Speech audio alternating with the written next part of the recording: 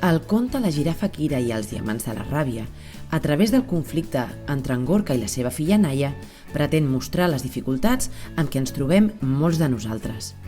La girafa Kira, amb la seva qualitat de presència i les seves ganes de portar, a més d'ajudar el pare i la filla a aclarir les seves vivències, els farà la proposta de buscar els diamants que s'amaguen darrere de la ràbia i com, a través d'ells, poden trobar les seves pròpies solucions. També intervindrà per facilitar que cadascú pugui expressar a l'altre allò que es volen dir.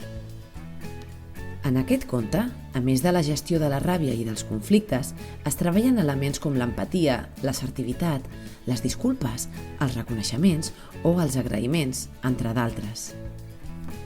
Vols continuar pensant que no ens hem d'enfadar? O prefereixes reciclar aquestes vivències o sentiments a través dels diamants que porta la ràbia?